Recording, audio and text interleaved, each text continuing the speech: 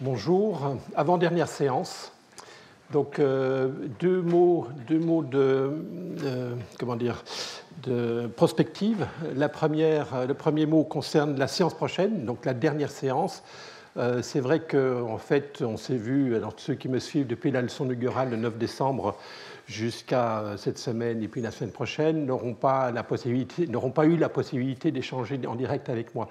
Et c'est vrai que d'une certaine façon, ce cours est un long monologue, donc, et c'est fort dommage. Vous avez compris que j'apprécie les débats et j'apprécie les controverses. Et donc, ce que je vous propose, je prends un risque. Je suis prêt à libérer 30 minutes des 60 minutes que j'ai la semaine prochaine avec vous, avant de passer la parole à mon dernier invité demi-bureau. Je suis prêt à consacrer 30 minutes à un débat. Alors, comme je ne sais pas exactement si 30 minutes c'est trop ou trop peu, ce que je voudrais, c'est pas parce que j'aime pas les surprises, mais pour essayer d'anticiper l'intensité du temps et du débat que je voudrais avoir avec vous. Ça serait sympa si vous pouviez m'envoyer vos questions, vos questions, à mon adresse email d'ici à, disons, mardi prochain, pour que, à nouveau, j'aime bien les surprises, j'aime bien être surpris des questions et être pris au dépourvu. J'en ai eu la semaine dernière, je pense, une sur enfin, est-ce qu'on peut offrir un débat démocratique avec des choses aussi sophistiquées que vous me racontez. Je trouve ça une question intéressante et qui m'a fait réfléchir cette semaine, pendant les semaines écoulées. Et voilà, j'aime bien donc j'espère aussi avoir des questions surprises, mais si vous pouvez m'envoyer d'ici la semaine prochaine vos questions, ça serait super. Et donc en fonction de cela, je vais déterminer si c'est 30 minutes ou 20 minutes ou que sais-je. Voilà. Et puis deuxième point, j'organise un colloque pour conclure ma chaire annuelle Avenir commun durable le 8 juin.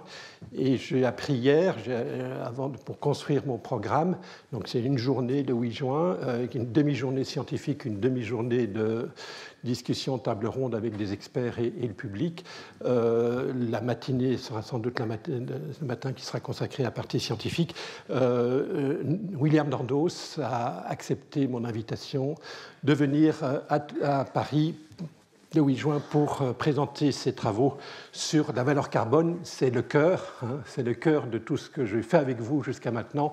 Je suis vraiment très content qu'il ait accepté de venir en discuter avec moi et avec vous.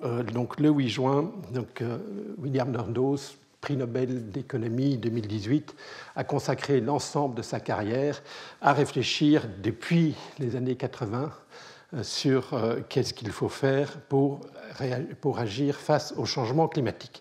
Voilà pour la prospective. Donc, séance du jour. Alors, aujourd'hui, je vais donc conclure l'ensemble de mes réflexions consacrées à quelle valeur carbone il faut mettre pour affronter nos responsabilités envers les générations futures. C'est la partie la plus complexe aujourd'hui. J'ai évidemment été un petit peu crescendo ces dernières semaines, même si je ne mets pas d'équation. Aujourd'hui, il n'y a pratiquement pas d'équation. Il y a des chiffres, il n'y a pas d'équation. Les équations sont celles que j'ai développées avec vous les semaines précédentes. Je vais juste les remettre à l'écran, mais pas voilà, et vous dire quelles sont les conséquences de ces équations. Donc, vous avez bien compris qu'on ne peut pas réfléchir sur la problématique de nos responsabilités envers les générations futures, en particulier quand on pense au changement climatique, sans avoir une discussion sur, au fond, comment représentons cet avenir, à quoi ressemblerait cet avenir selon les actions qu'on pourrait prendre ou ne pas prendre. Et ça, c'est un sujet compliqué. Ce n'est pas un sujet très compliqué quand il faut raisonner sur l'année ou les 5 ans à venir. C'est déjà un sujet assez compliqué pour les économistes qui ont été rarement capables de prédire, même à horizon court. Mais quand on raisonne sur le changement climatique qui engage l'avenir long, 1 siècle, 2 siècles, ou quand on raisonne sur les problèmes de déchets nucléaires où on engage l'avenir sur 1 million d'années, évidemment, la vision qu'on a sur cet avenir, d'abord, on peut avoir des désaccords, et puis on peut aussi reconnaître que cet avenir, et j'espère qu'on le reconnaît, est profondément incertain. Donc, et c'est dans le titre de ma séance aujourd'hui, l'incertitude profonde qui affecte cet avenir. Comment affecte-t-il Comment affecte-t-elle cette incertitude? Comment affecte-t-elle la façon dont on doit engager tout de suite, rapidement, dans l'urgence, à quelle intensité nos efforts de réduction des émissions de CO2? On ne peut pas réfléchir sur le prix du carbone, pour résumer, sans avoir un débat, une discussion sur à quoi ressemble. Est-ce qu'on peut avoir un consensus sur à quoi ressemble, même sous une forme stochastique, sous une forme probabilisée ou non probabilisée, mon invité Jean-Marc Talon y reviendra, la vision du futur. Voilà. Donc, pour mettre à nouveau les choses en perspective, difficile de réfléchir à ce sujet de changement climatique parce que les conséquences de nos actions ou de notre inaction ont elles-mêmes une dimension d'incertitude. Vous réduisez d'une tonne vos émissions de CO2 aujourd'hui, qu'est-ce que ça engendre comme bénéfice pour les générations futures? Alors, quand je regarde les modèles, par exemple ceux de William Nordhaus ou d'autres, j'observe que quand vous réduisez d'une tonne vos émissions de CO2 aujourd'hui, vous engendrez un bénéfice pour les générations futures qui va s'étaler dans un temps long, qui a beaucoup de dimensions d'incertitude, mais en moyenne, c'est un impact positif sur le bien-être des générations futures, sur les dommages réduits liés au changement climatique, vont se positionner dans 80 ans. Ça sera dans 160 ans, ça sera dans 10 ans, mais en moyenne, c'est 80 ans. Donc la duration du flux de bénéfices engendrés par le fait de ne pas émettre une tonne de CO2 aujourd'hui, c'est un flux long. Il a une duration, il a une maturité moyenne de 80 ans. Donc, les dommages sont étalés autour de 80 ans, un petit peu avant, un petit peu après, en moyenne à 80 ans. Quel est le niveau de ce dommage? Mais là aussi, communiquer là-dessus, c'est compliqué. Autant duration, on peut comprendre, c'est la maturité moyenne du bénéfice, autant le niveau du dommage est aussi une chose compliquée. Et une façon de synthétiser ce dommage, c'est de dire, au fond, si tous les dommages étaient concentrés dans 80 ans, donc en 2102, eh bien, si je concentrais tous les dommages en 2102 liés au fait de dommages non évités grâce au fait d'éviter d'émettre une tonne de CO2 aujourd'hui, ce dommage serait de 1 000 euros. 1 000 euros de 2022. D'accord? Donc, cette simplification, dire en fait, cet effort de ne pas émettre une tonne de CO2 aujourd'hui engendre des flux incertains sur une durée longue. En fait, je le simplifie en disant, et vous comprenez bien, c'est une nature pédagogique, ce n'est pas la réalité scientifique, mais ça a une valeur équivalente à éviter un dommage de 1 000 euros dans 80 ans. La question devient assez simple dans ce cas-là. Quelle est la valeur aujourd'hui d'offrir aux gens qui vivront en 2102 1 000 euros supplémentaires de revenus, de pouvoir d'achat? Qu'est-ce qu'on est prêt à sacrifier comme pouvoir d'achat aujourd'hui?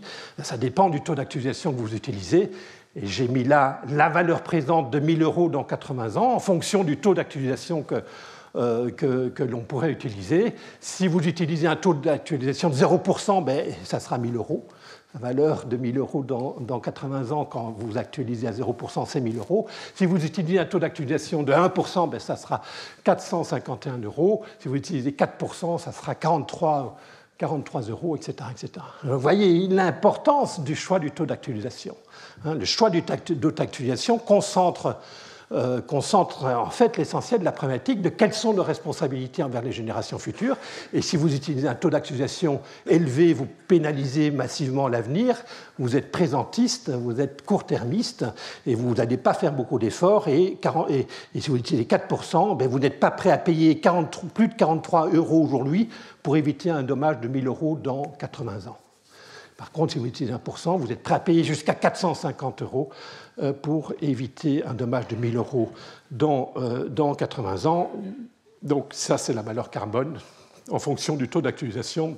Si on accepte mon approximation, évidemment, j'ai souligné le verbe approximer, c'est le point central. Donc vous voyez bien, en fonction du taux d'actualisation que j'utilise, j'ai des réponses radicalement différentes sur quelle valeur carbone je dois utiliser.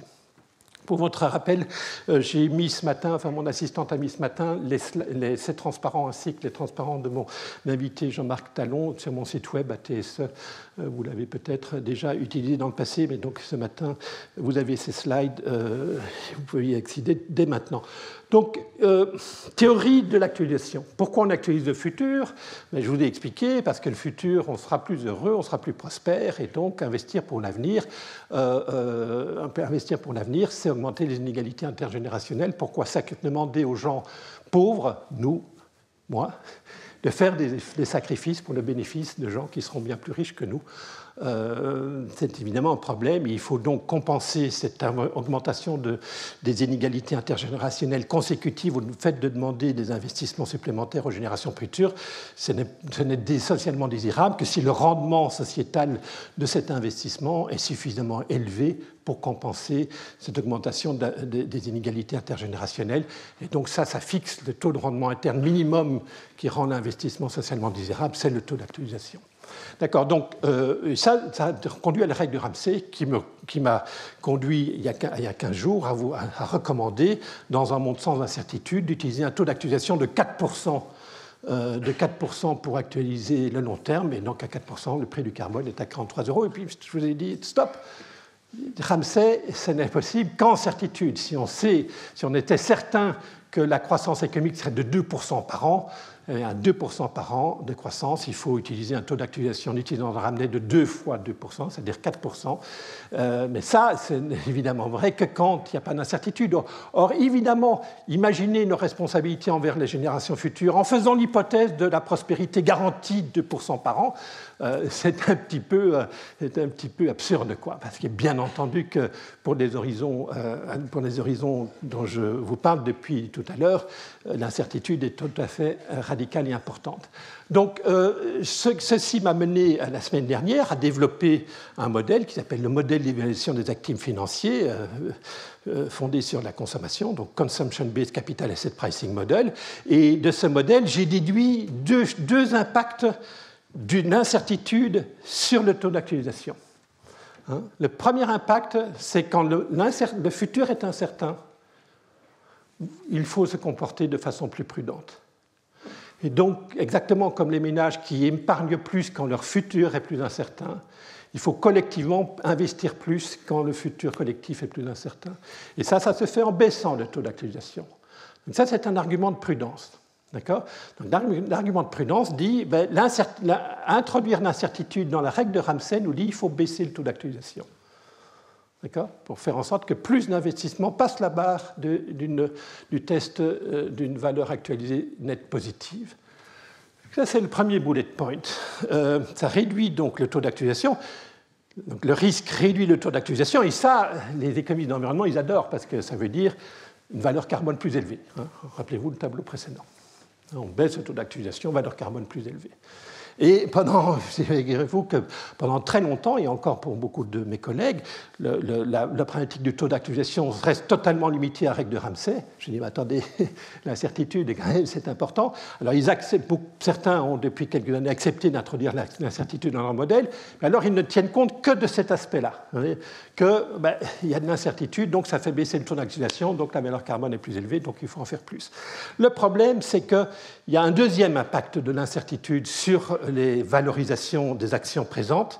Les actions présentes, en particulier d'horizons longs comme ceux que j'évoque avec vous pour l'instant, sont eux-mêmes incertains. Les bénéfices de ces actions, comme réduire les émissions de CO2 aujourd'hui, ce n'est pas sûr que ça sera 1 000 € dans 80 ans. Ça pourrait être 2 000 €, ça pourrait être 200 €.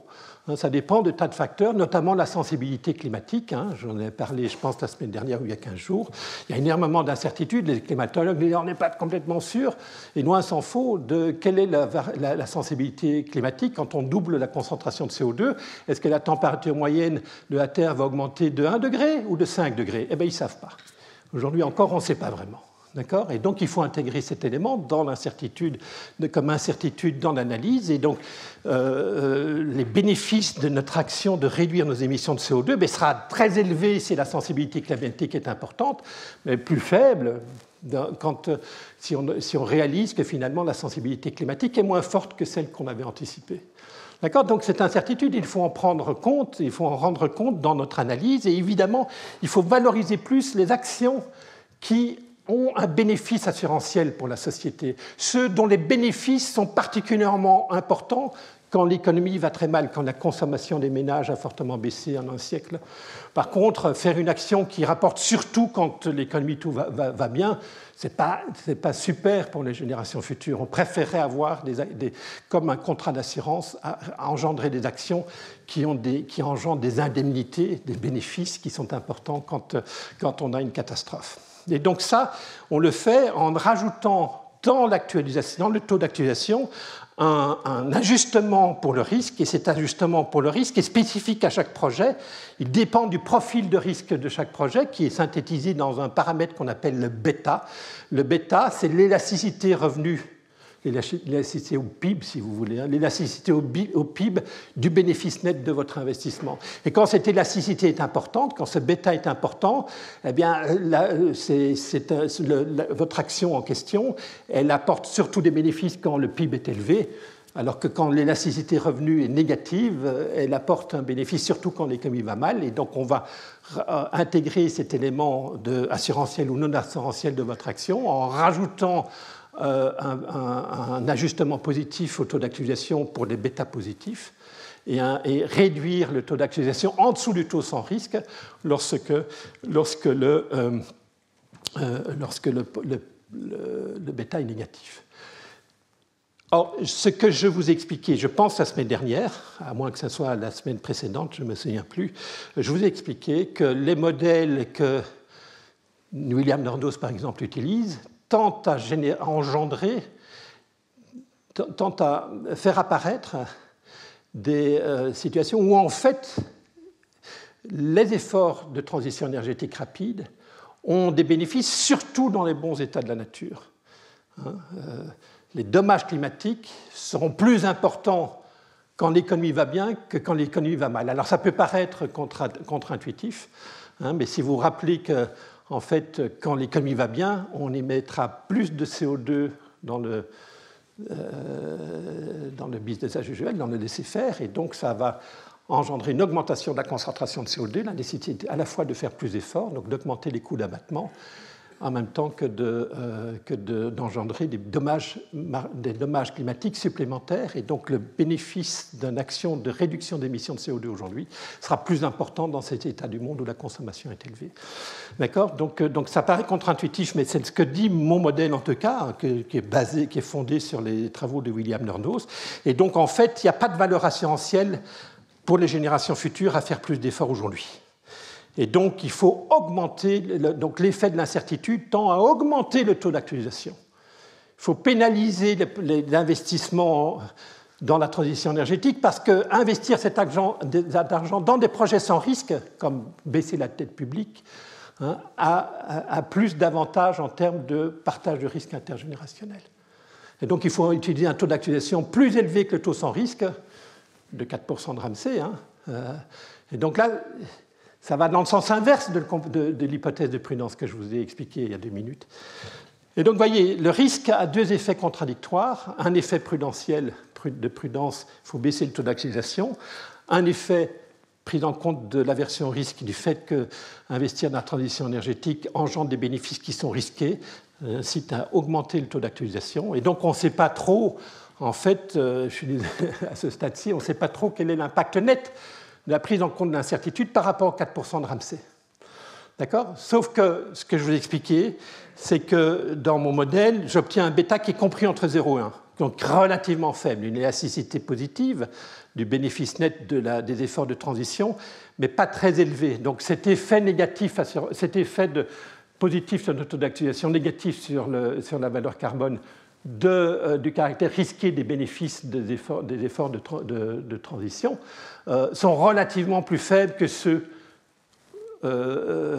engendrés par la prudence. Et donc, en net, la prise en compte du risque doit nous faire choisir un taux d'actualisation plus faible que 4%.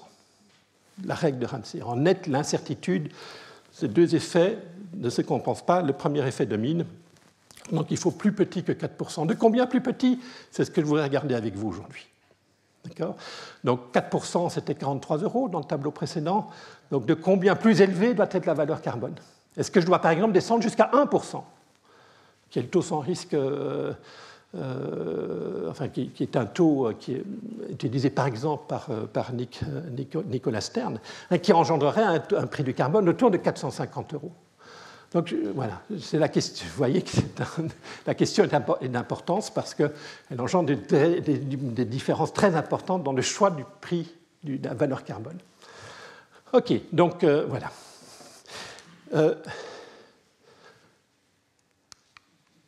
Ça ne marche pas. C'est pas grave, on va y aller à la main. Ah ben, ça ne marche pas du tout. Voilà. Donc, la semaine dernière, j'ai développé avec vous ce modèle d'évaluation des actifs financiers fondés sur la consommation, CCAPM en anglais, avec l'abréviation qui va avec. Qu'est-ce que nous a dit ce modèle ? D'abord, ce modèle utilise le voile d'ignorance avec la théorie de l'espérance d'utilité et fait l'hypothèse d'un mouvement brownien pour décrire notre avenir commun, durable ou pas durable, avec une tendance de croissance, disons, à 2%, et une volatilité de cette croissance de 3%, sans corrélation intertemporelle. Chaque année, on va tirer au sort dans une urne qui est une urne gaussienne avec une moyenne de 2% et un écart type de 3%. Chaque année, on va tirer pour déterminer quelle sera la croissance de la consommation de l'économie européenne. D'accord ? Si on fait cette hypothèse-là, donc mouvement brownien géométrique, eh bien, on obtient des équations qui vous disent taux sans risque égale le terme de Ramsey, gamma fois mu, 2 fois 2%, 4%, moins l'effet de prudence, moins gamma carré, moins 1,5 gamma carré, sigma carré, qui est ce terme de prudence. Hélas, ce terme-là, il est très faible, parce que 3%, si je prends sigma égale 3%, volatilité de la croissance annuelle de la consommation, ce qu'on a observé en Europe, en France en particulier sur le siècle écoulé, 3% au carré, ça fait 3% de 3%, ça fait 0,01%. 0,1%, vous voyez, on est très très faible. Donc on doit ajuster les 4% de Ramsey de 0,1% de 0,2%, c'est rien du tout. D'accord, cet ordre de grandeur-là, en même temps que la prime de risque qui est égale à gamma sigma carré, gamma égale 2, sigma carré égale 3% au carré, c'est aussi très très faible. Et donc finalement, les deux effets que je vous ai présentés dans le transparent précédent, ils sont minuscules. Et donc la règle de Ramsey, globalement, continue à s'appliquer et le risque, on s'en fiche. Et pourquoi Christian Golgi vient vous parler de tout ça, ça n'a aucune importance, et vraiment les effets sont complètement marginaux. On a un petit problème dans cette théorie, parce que premièrement, cette théorie, et c'est assez fondamental, cette théorie, elle ne parvient pas à expliquer les prix des actifs financiers sur les marchés depuis un siècle. Et quand je vous dis, il n'explique pas les prix des marchés, le prix des actifs sur le marché, elle n'explique pas radicalement pas les prix du marché. Donc le modèle normatif que je vous ai présenté, voile d'ignorance, etc., il va prédire une prime de risque sur les actions de 0,25% ou 0,5% par an. Et la réalité, c'est que sur le siècle écoulé, ça a été 4%. Donc un facteur 10 de différence. On a pénalisé beaucoup plus dans le siècle écoulé la prise de risque par des entreprises que ce qui aurait été socialement désirable du point de vue de mon modèle en faisant l'hypothèse d'un mouvement brownien. En même temps que, ça c'est le fameux paradoxe de la prime de risque, en même temps que la prise en compte du risque sur la croissance économique sur le taux sans risque, le fameux phénomène de prudence, ne réduit le taux sans risque de 0,2 ou 0,3%, qui est très faible, et donc donne un taux sans risque théorique autour de 3,5%, 4%, alors qu'on a observé sur le siècle écoulé en France un taux d'intérêt réel autour de 0%, en Allemagne autour de moins 2%, et donc on est très très loin des 4% que le modèle prédit. C'est radicalement différent. Et rappelez-vous combien une petite différence dans le taux d'actualisation a un effet radicalement important sur les valorisations des actifs, comme la valeur carbone, qui est un actif qui a un bénéfice, qui est le dommage climatique non évité grâce à l'action verte que vous entreprenez aujourd'hui. Premier élément, donc c'est ces deux paradoxes, le fameux paradoxe qu'on a développé depuis une quarantaine d'années dès que le modèle est apparu d'ailleurs, dans les années 80, fin des années 70, début des années 80, on a réalisé que ce modèle était tout à fait à côté de la plaque. Et en plus, ce modèle, il donne un résultat assez troublant, qui est le taux d'intérêt, il est constant et indépendant de l'horizon temporel. Et donc, si vous devez actualiser à 4% aujourd'hui des bénéfices qui vont se réaliser dans 6 mois ou dans un an, il faut aussi utiliser 4% par an pour actualiser les bénéfices dans un siècle ou dans 2 siècles. D'accord ? Alors qu'on voit que sur le marché, la structure par terme des taux d'intérêt, en général, les taux d'intérêt longs sont plus élevés que les taux d'intérêt courts, mais il peut se passer aussi que l'inverse se produise. Donc ça implique quoi? Ça implique un gros problème pour les économistes de l'environnement qui essayent de ménager la chèvre et le chou, le caractère normatif et le caractère positif. Vous voyez que si j'utilise les taux d'intérêt et les taux d'actualisation normatifs que j'ai développés avec vous depuis 15 jours, je suis conduit à utiliser un taux d'actualisation relativement élevé et donc une valeur carbone faible, alors que peut-être que si j'utilisais, et c'est la réalité, si j'utilise les taux d'intérêt du marché, je devrais utiliser un taux d'actualisation sans doute plus faible, avec une valeur carbone plus élevée. Donc comment, si les prix que je voudrais qu'on utilise dans la société sont incompatibles avec les signaux prix qui sont envoyés par les marchés financiers ou même agents économiques à qui j'adresse mes messages, mes recommandations de responsabilité envers les générations futures, j'ai un problème. Comment voulez-vous que si les signaux prix auxquels les agents sont effectivement confrontés, qui vont déterminer notre niveau d'épargne, par exemple, incompatible avec ce que je vous dis de faire en termes de niveau d'épargne pour financer la transition verte, on va avoir un problème. D'accord ? Donc, c'est un peu difficile, ma situation est difficile. Qui du marché ou du philosophe a raison dans cette affaire ? Et je vous rappelle que le marché, c'est les gens. Qui fixe les taux d'intérêt, c'est le marché. En particulier les taux d'intérêt courts, je suis d'accord, la Banque centrale a une influence importante, mais les taux d'intérêt longs, ce n'est pas influencé par la Banque centrale. Les taux d'intérêt longs sont déterminés par la volonté d'épargne des ménages et le désir d'investissement des entreprises. Et donc c'est l'offre et la demande, et c'est le taux d'intérêt de long terme, il est déterminé par cette intersection, donc notamment par la volonté des gens d'épargner. Et donc voilà, quand je dis qui du philosophe et du marché a raison, en fait, la vraie question, c'est qui du philosophe ou des gens a raison. C'est un sujet difficile. Donc, en fait, dans la suite, dans la demi-heure qui me reste, je vais vous expliquer que, en fait, un sujet assez important, c'est que le modèle, il est fondé sur l'hypothèse gaussienne, et je ne pense pas que notre représentation de l'avenir commun puisse être représentée par une gaussienne, en particulier pour des horizons très longs. D'accord ? Quelques éléments de réflexion là-dessus. Dans le brownien, il n'y a pas d'effondrement. Il y a des évolutions graduelles, lentes. Il n'y a jamais d'effondrement de civilisation. Il peut se faire que dans un brownien, avec une toute petite probabilité, il va y avoir une détérioration séculaire sur un siècle ou deux, mais tôt ou tard, ça va remonter. D'accord ? Donc, il n'y a pas d'effondrement de civilisation dans ce modèle-là. Or, si ce n'est pas un problème de ne pas mettre d'hypothèse d'effondrement dans un modèle d'évaluation des actifs financiers sur des horizons à 6 mois ou à 2 ans, ne pas mettre d'hypothèse d'effondrement quand on réfléchit à des horizons à un siècle, 2 siècles ou 1 million d'années, ça pose évidemment un problème. De plus, dans le mouvement brownien, j'ai des logs de consommation future qui seront normalement distribués.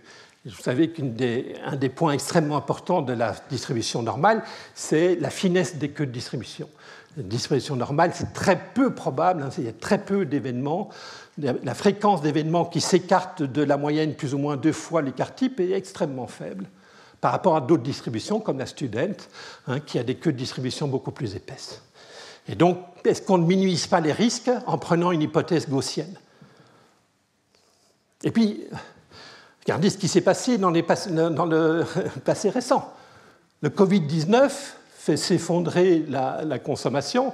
Alors heureusement, on est allé emprunter sur les marchés internationaux pour compenser la perte de production pendant la période Covid. Je peux prendre d'autres éléments. Regardez la Grèce sur les 10 dernières années. elle a perdu 30% de son PIB en 2 ans ou 3 ans au moment de la crise de la zone euro. 30%, c'est bien au-delà que la moyenne, moins 2 fois l'écart type du taux de croissance de l'économie grecque. Donc on ne peut pas expliquer ces phénomènes par une hypothèse brownienne, et donc voilà, on peut pas, ce n'est pas.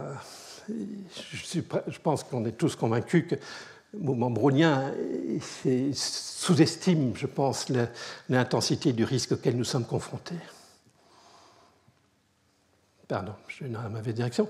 Je voudrais vous expliquer l'importance de l'incertitude sur les probabilités, comment l'incertitude sur les probabilités affecte l'incertitude à long terme auquel on est confronté.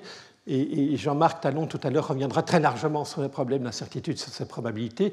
Moi, je vais rester dans le modèle espérance d'utilité. Vous avez compris pourquoi. Je crois que normativement, il y a un sens à rester dans la théorie d'espérance d'utilité, prendre des probabilités telles qu'elles sont.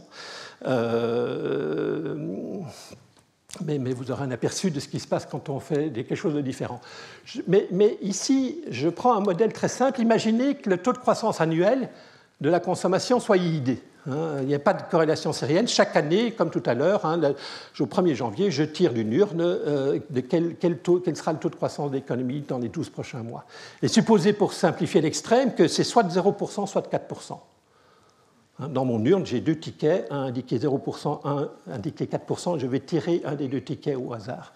Et donc, j'ai une distribution de probabilité sur la croissance économique de 4%, soit de 0%, soit de 4% avec égale probabilité. Projetez ça sur 2 ans.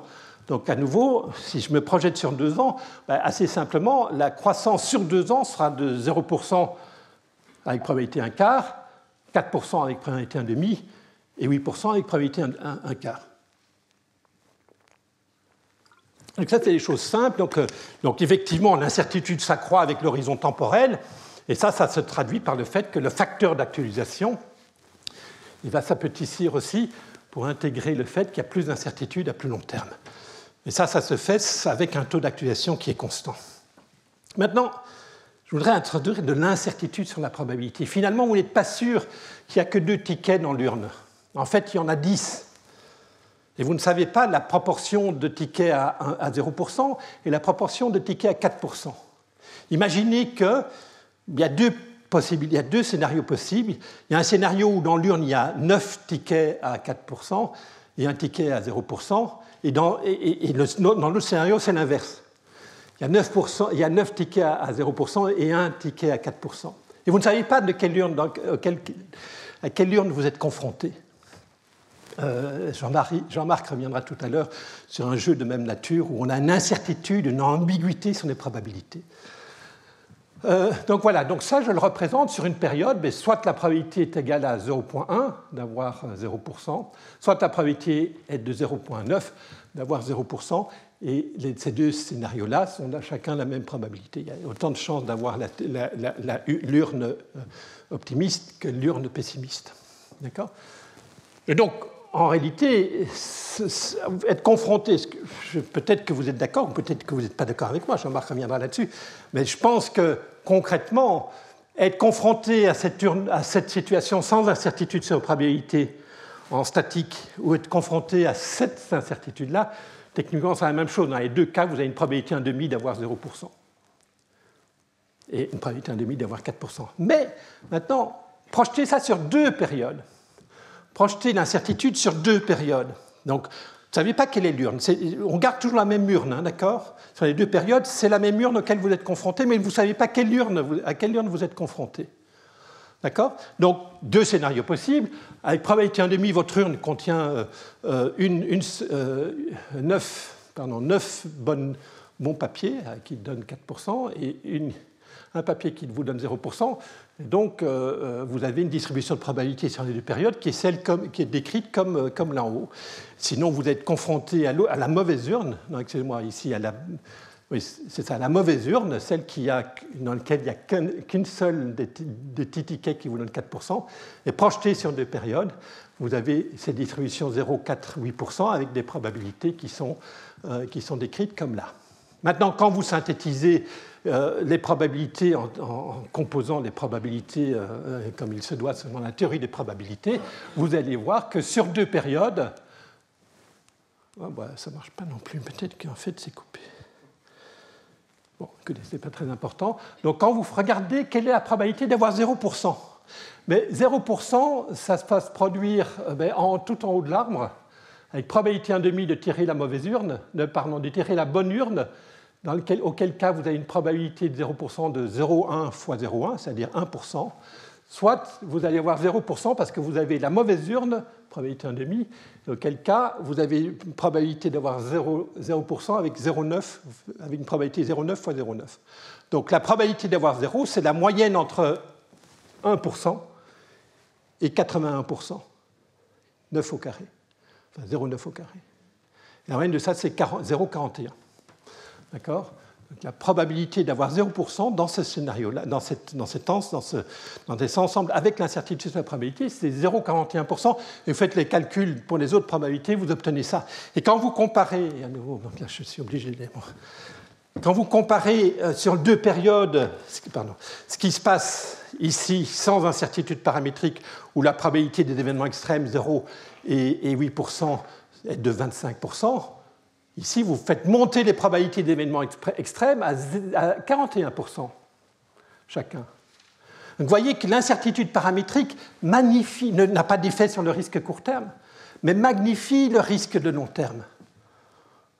Pourquoi ? Parce que, concrètement, quand vous observez la première période, que vous n'avez que 0%, que votre économie a stagné pendant la première période, mais c'est une mauvaise nouvelle. Et c'est 2 fois une mauvaise nouvelle.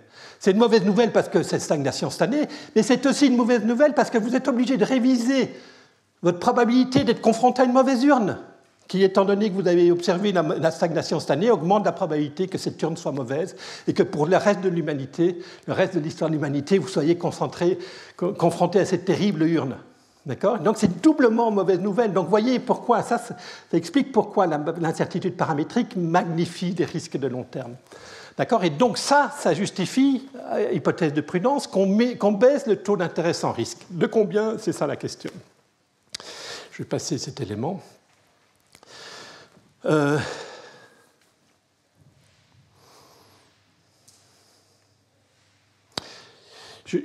vais reprendre cette idée en la rendant un petit peu plus sophistiquée pour la faire rentrer dans mon modèle originel avec un mouvement brownien.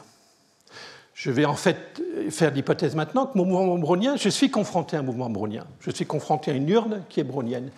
Mais je ne sais pas, cette urne, quelle est sa tendance, quel est ce trend de croissance, quel est le mu, je sais que je suis confronté à un mouvement brownien, mais je ne connais pas la tendance à ce mouvement brownien. Je ne sais pas si dans les 2 prochains siècles, la tendance sera de... Je sais que la volatilité sera de 3%, mais je ne sais pas si la tendance sera de 2%, de 1% ou de 3%. D'accord ? Et donc ça, vous avez compris un exemple numérique à l'instant, ça va faire en sorte que vous n'allez pas vraiment modifier les risques de court terme.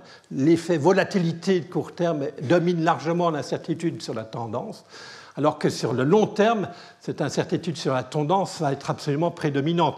Mais imaginez que la tendance soit de 1%, soit de 3% avec égale probabilité. Vous savez que vous êtes confronté à une urne brownienne, mais il y a 2 urnes possibles. Il y a une urne brownienne à 1% de tendance et une urne brownienne à 3% de tendance. Et vous aujourd'hui pensez qu'il y a autant de chances que vous soyez confronté à l'urne à une tendance de 1% ou à l'urne à une tendance de 3%.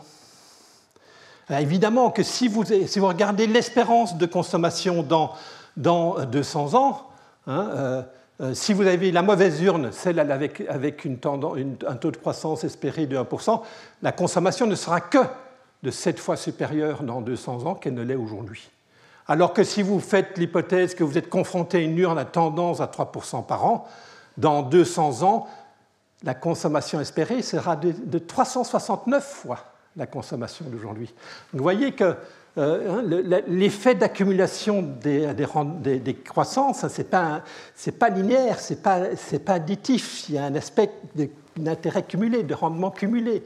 Hein, les petits font les petits. Hein, et donc, c'est non linéaire. Donc, l'espérance de consommation en utilisant le taux de croissance espéré de 1% n'est pas la même que l'espérance de la consommation en utilisant 1% ou 3% avec égale probabilité. D'accord ?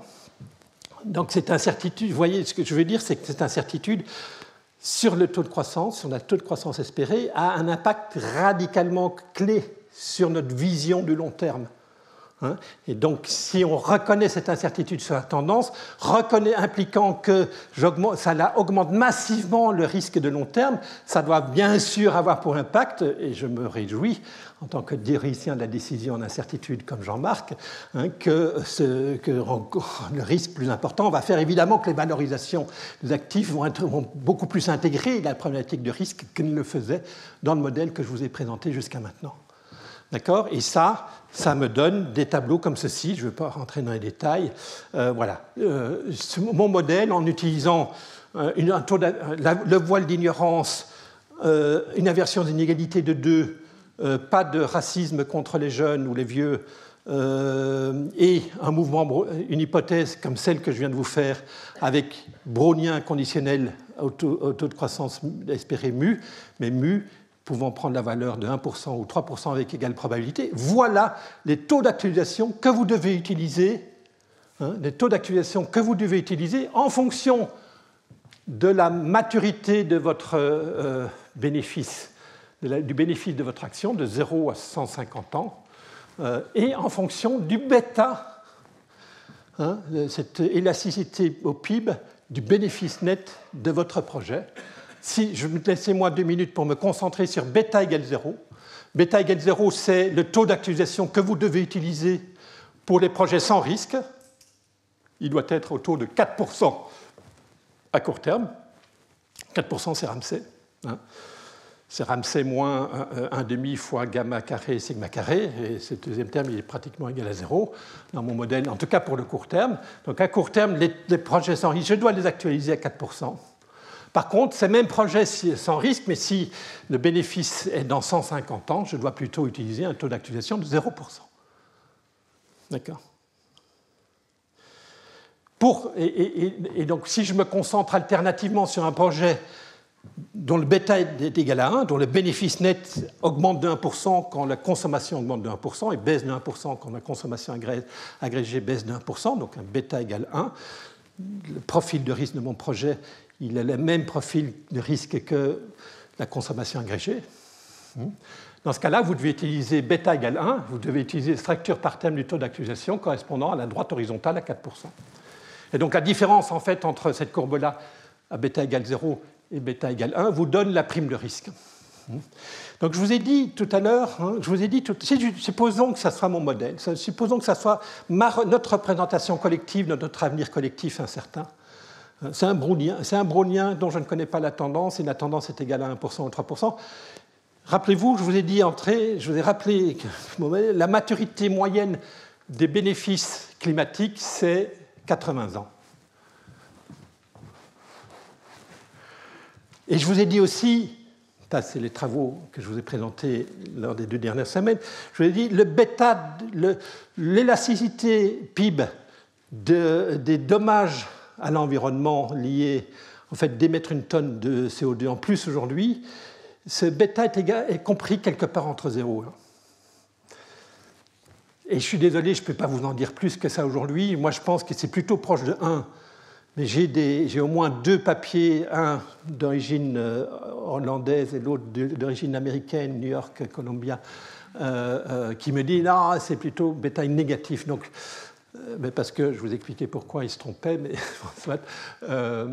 donc voilà, si on accepte que c'est la maturité moyenne est dans 80 ans pour les changements, pour les bénéfices de la transition énergétique, et que le bêta de la transition des investissements de transition énergétique sont compris entre 0 et 1, voilà la marge, voilà l'intervalle du taux d'actualisation que je devrais utiliser pour actualiser ces 1 000 € dans 80 ans. C'est compris entre 4% et un peu moins que 1%. Et alors là, là c'est un petit peu une œuvre d'art. Ouais, on peut mélanger la science et l'art, parce que là, je rajoute, dans mon modèle, je vous ai rajouté un business cycle, un cycle des affaires. Hein, où, en fait, à court terme, il y a le brownien, en fait, la tendance, elle est plus élevée quand tout va bien, et la tendance à baisser quand la tendance est forte. Et en fait, la tendance est elle-même une variable aléatoire qui se déplace autour d'une moyenne historique de 2%. Donc, quand je fais cette cycle des affaires, en fonction de votre position dans le cycle des affaires, vous allez devoir, si vous êtes plutôt en récession, utiliser les courbes rouges. Ou si vous êtes plutôt en phase de surchauffe économique, vous allez devoir plutôt utiliser les courbes vertes. Et si vous êtes au milieu du cycle, vous allez devoir utiliser les mêmes courbes bleues que celles que je vous ai présentées dans le transparent précédent. Je n'ai pas vraiment le temps de vous présenter ça, donc excusez-moi d'accélérer un petit peu le pas, mais ça va être pas mal en termes de timing. Donc voilà, donc si je reviens, si vous acceptez mon message, il est important ici, il est de dire, eh bien, dans ce modèle-là, je dois utiliser un taux d'actualisation quelque part entre 4% et 1%. 4% si je pense que le bêta est proche de 1 et 1% si je pense que le bêta est proche de 0. Et donc, ça veut dire en termes de valeur carbone, une valeur carbone qui est comprise entre 43 et 450 euros. Alors, je n'ai pas fort aimé cette conclusion parce que ça vous laisse encore une marge de manœuvre importante. Je suis désolé, on travaille ici au rythme des progrès scientifiques. Je suis un peu désolé aussi qu'il y ait très peu, en fait, je me sens très seul dans mes travaux scientifiques à travers le monde pour essayer d'estimer ce bêta climatique. Et d'ailleurs, une des raisons pour lesquelles je suis très heureux de la venue de William Lordo, c'est que lui-même est très intéressé à ce que je fais, parce que lui-même aussi défend l'idée qu'il faut corriger le taux d'actualisation de Nick Stern, qui est plutôt de dire qu'il faut 1% par la prise en compte de l'incertitude, donc il faudrait quelque chose de plus grand que 1%, donc on est assez alignés, lui et moi, mais on n'a pas, on reste sans message clair sur à quel niveau il faudrait aller entre 43 euros et 450 euros. Et encore, je rappelle, bien sûr, hein, et encore, ceci est construit sur la base d'une hypothèse un peu hardie de dire on est dans un mouvement brownien avec une tendance inconnue, soit 1%, soit 3% avec égale probabilité. Ça ressemble plus à une analyse un peu comment dire, scolaire, quoi. Il faudrait être beaucoup plus précis sur la façon dont on caractérise l'incertitude qui pèse sur la tendance. J'ai fait ces travaux, mais je ne vais pas vous les présenter ici, ça dépasse le temps dont je dispose pour vous présenter tout ça. Je voudrais vous présenter, et je terminerai par là, je voudrais vous présenter une autre approche qui intègre une dimension d'incertitude profonde sur l'évolution de la croissance économique, et c'est une approche qui est construite sur les travaux de mon collègue de Harvard, Robert Barro, hein, qui, dans les années 2000, un petit peu avant la crise des subprimes d'ailleurs, a proposé une résolution des paradoxes de la finance, que je vous ai présenté tout à l'heure, paradoxe de la prime de risque, paradoxe du taux sans risque, fondé sur l'hypothèse qu'en fait, il faut s'écarter du brownien parce qu'on a des événements extrêmes. On a des queues de distribution, en particulier dans les catastrophes, qui sont beaucoup plus épaisses que celles que l'on a quand on fait une hypothèse brownienne. Et pour étayer son analyse, il a repris les travaux de Madison, hein, qui a fait lui sa carrière sur essayer de reconstruire des historiques de croissance économique sur 2 millénaires pour un tas de pays, pour un tas de régions du monde. Et il est allé revoir ça sur le siècle écoulé. Donc il a pris les 100 dernières années, alors celles de 1906 sans doute jusqu'à 2006, puisqu'il a publié ce travail en 2006. Il a regardé année par année les taux de croissance de ces 35 pays sur le siècle écoulé. Donc il a en fait 35 fois 100 observations, donc 3500 observations de taux de croissance économique annuel de ces 35 pays. Il a regardé toutes les séquences où la chute du PIB était supérieure à 15% dans des années consécutives. Et donc vous avez là, pour ces 35 pays, l'ensemble de ces événements. Par exemple, la France a subi trois événements avec une chute de plus de 15% du PIB sur les 100 dernières années. La France, pendant la Première Guerre mondiale, donc de 1916 à 1918, a perdu 31 ou 29 31 31, peut-être vous voyez mieux que moi, 31% de son PIB entre 1916 et 1918. Évidemment, c'est impossible de faire rentrer ça dans une gaussienne. Hein. À nouveau, avec taux de croissance de 2% et un écart type de 3%, l'événement à avoir en 3 ans une chute de 31%, c'est impossible. D'accord. Deuxième événement pour la France, la Grande Dépression. Entre 1929 et 1932, le PIB français chute de 16%. Puis finalement, Deuxième Guerre mondiale, la France, entre 1939 et 1944, va perdre 49% de son PIB. Voilà. Exemple d'événements extrêmes, de catastrophes macroéconomiques, hein, qu'il faut absolument intégrer dans le modèle si on veut avoir une bonne représentation enfin, en tout cas de façon en utilisant le passé ouvert sur 35 pays. Si finalement on se dit ce qui s'est passé en Grèce en 2010, 2011, 2012 pourrait très bien se passer en France en 2030, 2031, 2032. Finalement reprendre cet ensemble d'événements comme représentatif du risque qu'un pays tiré au hasard a d'affronter une catastrophe macroéconomique dans les 12 mois qui suivent ou dans les 3 ans qui suivent. Et c'est ce que Barrault fait. Donc il va combiner, en fait, ce que Barrault va faire, c'est qu'il va combiner un brownien avec un poisson. C'est-à-dire avec une certaine probabilité, avec une petite probabilité. Chaque année, au lieu de tirer de l'urne brownienne standard avec une trend de croissance de 2% et un écart type de 3%, une fois tous les 100 ans, ou avec une certaine probabilité, 2-3%, eh bien, je tirerai dans une autre urne, qui, elle, est une catastrophe. L'urne catastrophe, elle a une chute du PIB de 25% en moyenne et un écart type de je ne sais pas combien de pourcents. Voilà. Donc, et dans ce monde-là, évidemment, ça augmente massivement le risque, et donc ça va augmenter l'impact du risque sur le taux sans risque et sur la prime de risque. De combien? Alors, c'est ça, les travaux de Robert Barrault et de mon collègue Yann Martin de LSI calibrent cela en faisant différents trucs. Je ne vais pas rentrer dans les détails. Hein. Donc, il y a 2 urnes. Alors, je suis désolé, ça ne passe pas bien là, mais ce n'est pas très grave. Ça devrait être un tilde plutôt qu'un rectangle. Donc, mon taux de croissance annuel est bien ID. Donc, il n'y a pas de corrélation sérielle. Mais chaque année, je suis confronté à 2 urnes avec une certaine probabilité P. Je vais tirer l'urne catastrophe H2, qui elle-même est une normale, mu 2 sigma carré 2. Et sinon, avec une probabilité 1 moins P, je vais tirer de l'urne normale H1, comme je vous l'ai présenté tout à l'heure, l'urne sans catastrophe, enfin, qui est gaussienne standard. Et à partir de ces analyses statistiques synthétisées dans ce tableau, il calibre à la fois les volatilités et les tendances dans chacune de ces 2 urnes. Et puis il estime aussi, surtout, la probabilité de tirer de l'urne, la probabilité chaque 1er janvier de tirer de la mauvaise urne, de l'urne catastrophe. Et comme il observe 60 catastrophes sur 3500 observations, il en déduit une probabilité de 60 divisé par 3500, c'est-à-dire 1,7%. Voilà. Et donc, quand il réinjecte cette représentation dans les équations d'évaluation, hein, les équations d'évaluation, je ne les ai pas reprises, mais elles sont là, hein, l'équation que j'ai développée à partir du voile de l'ignorance et la théorie de l'espérance d'utilité. Voilà mon modèle d'évaluation des actifs financiers. Si je réinjecte dans C1, hein, je prends le taux sans risque, par exemple, Y égale 1 avec probabilité 1.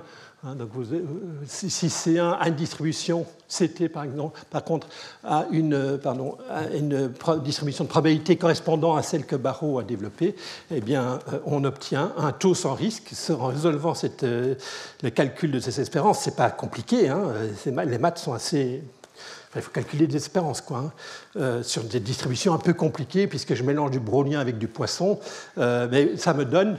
Ah, ça c'est intéressant, pas 4%, le taux sans risque, ça me donne 0,5%. Et donc vous voyez que là, je me rapproche d'un taux sans risque correspondant à l'observation des taux sans risque réels durant le siècle écoulé. Et donc mon modèle utilisant voile d'ignorance, espérance d'utilité est compatible avec l'observation des marchés, mais en reconnaissant que le brownien n'est pas une bonne représentation de l'incertitude collective. Et même chose pour la prime de risque, on obtient dans ce modèle-là une prime de risque de 6%. Alors il me reste 5 minutes, je voudrais vous dire 2 choses là-dessus. La première chose que je voudrais vous dire, c'est ceci. En France, depuis l'été 2021, nous utilisons un système d'actualisation qui est, je vous l'ai dit, représenté par l'équation de là en haut, à droite. R égale 1,2% plus bêta fois 2%. Donc on utilise un taux sans risque de 1,2% et une prime de risque de 2%. Ce n'est pas du tout les 4% que je vous ai donnés tout à l'heure, règle de Ramsey, et une prime de risque minimum correspondant au CCAPM.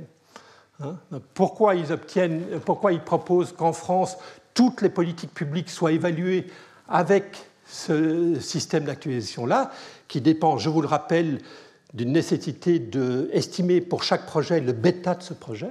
On ne va pas utiliser le même taux d'actualisation pour actualiser un projet de construction d'un nouveau ligne de lit de réanimation dans un hôpital parce que le bêta est négatif pour ce projet, que l'on va utiliser le taux d'actualisation pour, par exemple, construire une nouvelle ligne TGV entre Bordeaux et Toulouse parce que le bêta de ce projet-là, il est positif et donc il faut utiliser un taux d'actualisation plus élevé pour les TGV que pour les lits d'hôpitaux. On doit faire la même chose pour le changement climatique et pour calculer la valeur carbone à partir de l'estimation des dommages futurs évités grâce à la transition énergétique que nous allons enfin mettre en œuvre.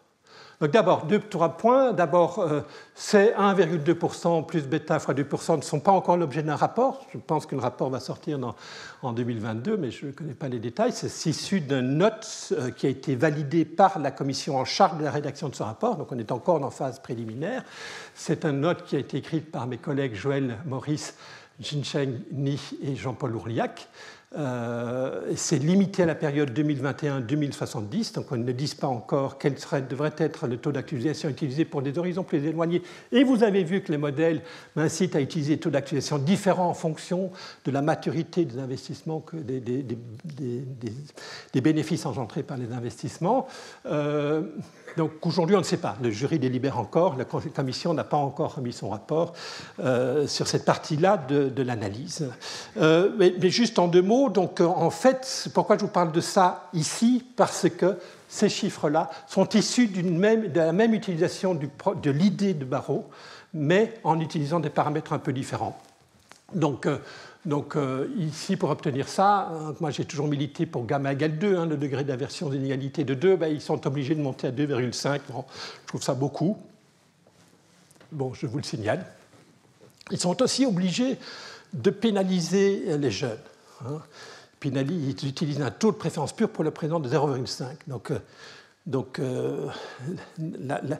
notre bien-être est plus important que le bien-être des générations futures, simplement parce que les gens vivront plus tard et qu'on donne une prime aux gens qui vivent tôt, plus proche de l'ère de Jésus-Christ. D'accord ? Donc ça, c'est gamma égale 0,5. Bon, je tenais à vous le signaler aussi. Et puis, voilà, dans l'urne standard, on a une tendance de 1,15%. C'est ce que donne le corps, la commission en charge de réviser et de faire des projections sur l'évolution du système de retraite. C'est pour le siècle écoulé, le corps fait une hypothèse pour l'équilibre des systèmes de retraite à 1,15% par an réel et une volatilité. Alors là, ils vont mettre la sauce, c'est 7% par an. Je vous ai dit que la volatilité du taux de croissance de l'économie française, c'était 3% sur le siècle écoulé. 7%, c'est beaucoup, beaucoup plus élevé. Et puis une probabilité de catastrophe annuelle de 4% par an. Waouh, c'est aussi important. Donc, vous voyez qu'il faut un peu tordre le modèle de Barrow pour y arriver, et puis il remplace l'hypothèse de l'urne de catastrophe et les pas gaussiennes et les Pareto. Bon, ça me va bien. Voilà, donc vous voyez que ces idées-là, elles sont mises en œuvre aujourd'hui. Elles ont des impacts sur est-ce qu'on va construire des hôpitaux demain en France, est-ce qu'on va construire des TGV en France demain. Donc je ne vous parle pas de choses qui sont dans les terres, c'est des choses qui conduisent à des décisions économiques. Alors je ne sais pas si les politiques suivent les recommandations des évaluateurs, en tout cas s'ils le font, voilà ce que ça... Sachez que tout ça vient d'analyses qui sont celles que je vous ai présentées aujourd'hui, et en fait qui se sont construites, que j'ai construites avec vous depuis 3 ou 4 semaines. Voilà, et puis je vais terminer par... Oui, juste en 2 mots. Je peux pas. Oui. En fait, si je reprends Barrault, j'ai un petit problème avec Barrault. Parce que Barrault, il dit la probabilité de catastrophe est de 1,7%. Je dis observer 60 catastrophes sur 3500 observations. Donc c'est 1,7%. Bien entendu que l'estimation d'une probabilité de 1,7%, ça nécessiterait beaucoup plus que 3500 observations pour bien l'affiner. Et en fait, quand vous faites une approche bayésienne de l'estimation de la vraie distribution de probabilité de catastrophe, en utilisant une a priori non informative et les 3500 observations, vous avez une distribution a posteriori de la probabilité de catastrophe annuelle qui est décrite par une loi de bêta. Je ne vous rappelle pas les détails, mais graphiquement, c'est représenté par une fonction de densité comme ceci. Donc vous voyez bien qu'avec les observations, on pourrait c'est pas impossible que la vraie probabilité de catastrophe annuelle soit pour la France non pas de 1,7%, mais de 1% ou peut-être de 2,5%. Et ça, la prise en compte de cette incertitude, à nouveau, le fait qu'il y ait une incertitude sur la probabilité de sinistre de catastrophe macroéconomique dans le modèle de Barrault magnifie encore plus le risque que Barrault est prêt à le reconnaître. Et ça, c'est un peu dommage, puisque c'est quand même l'objectif final, c'est d'intégrer la profondeur de nos incertitudes sur l'avenir futur. Il faut aussi tenir compte de cela. Et quand vous tenez compte de cela, en fait, sur le très long terme, les taux d'accusation que vous devez utiliser dans Barrault, reconnaissant que la probabilité de catastrophe macroéconomique est incertaine, eh bien, c'est des taux d'accusation qui n'ont rien à voir avec ce que Barrault propose. Mais c'est uniquement pour le long terme. Voilà, je ne vous en dis pas plus. Je voudrais juste conclure sur... j'y reviendrai la semaine prochaine, en fait. Mais en 2 mots, je vous ai défendu à la mi-janvier, ou fin janvier, l'idée qu'il faudrait un prix du carbone de 160 €. D'accord ? Aujourd'hui, croissant à 4% par an. C'est-à-dire qu'il atteindrait 500 € autour de 2050. Je vous ai fait cette recommandation sur quelque chose qui n'a rien à voir avec les calculs que je vous ai faits depuis 3 semaines. Pour recommander 160 €, j'ai dit, faisons table rase de tous les dommages climatiques. Reconnaissons que les politiques au niveau mondial, dans les accords de Paris, en décembre 2015, ont décidé que ça serait 2 degrés. Qu'on ne voudrait pas franchir 2 degrés Celsius si à ce moment-là on avait une contrainte un budget carbone intertemporel à se partager dans le monde dans les 30 prochaines années. Et la question qui se posait dans ce cadre-là, c'est juste de savoir quelle est la chronique de prix du carbone entre aujourd'hui et 2050 qui est compatible avec le fait qu'on abatte suffisamment nos émissions de CO2 pour respecter ce budget carbone intertemporel. Et ça donne un prix du carbone qui n'a plus rien à voir avec les dommages, qui n'utilise plus pour la modélisation les dommages, qui regarde juste quel prix du carbone est compatible en connaissant l'élasticité prix des émissions de CO2 sensible au prix du carbone, quel était le niveau du prix du carbone compatible avec ce budget carbone. Donc ça me donnait 160 €. D'accord ? Depuis, j'ai pris, sur les 3 dernières semaines, j'ai dit, ça, c'est d'une analyse de second rang. On laisse le politique décider de l'objectif. Il est peut-être, ce 2 degrés Celsius, il va peut-être exiger des efforts trop importants par rapport aux bénéfices qu'il va engendrer pour les générations futures. Donc, posons-nous la question plus fondamentale de... Quel est l'objectif ? Est-ce qu'il doit être de 1,5, de 2 degrés, de 3 degrés ? Mais plus globalement, essayons de calculer la valeur carbone qui est simplement, rappelez-vous la règle de Pigou, mettons un prix du carbone qui est égal à la valeur présente des dommages engendrés si la personne émet cette pollution. D'accord ? Donc, quelle est la valeur carbone estimée comme la valeur présente des dommages futurs engendrés par cette émission de CO2 ? Et là, on est rentré dans 3 semaines compliquées où je vous ai dit il faut calculer un taux d'actualisation. Et ce taux d'actualisation, mes calculs conduisent à dire que ce taux d'actualisation doit être compris quelque part entre 1 et 4%. C'est-à-dire que la valeur carbone doit être comprise entre, disons, 40 € ou 45 € et 450 € aujourd'hui. Je suis désolé, il faudra encore faire des travaux Il faudrait créer un consensus des experts sur quel est le bêta climatique, mais sans consensus là-dessus, je suis obligé de laisser une fenêtre de tir très large. Mais voyez, entre 45 et 450, les 160 sont dedans. Je sais. Bon, on fait avec ce qu'on a. Donc, ce n'est pas impossible que 2 degrés Celsius soit finalement le bon objectif, alors que Nordos nous dit 2 degrés, c'est beaucoup trop sévère, il faudrait peut-être aller à 3 degrés. Le prix du carbone, il ne doit pas monter au-dessus de 100 € aujourd'hui. Voilà. Donc, je reviendrai sur ces conclusions la semaine prochaine, dans ma première demi-heure. Et puis, je vous rappelle, n'hésitez pas à me poser des questions à mon adresse email pour préparer la deuxième partie de la séance prochaine.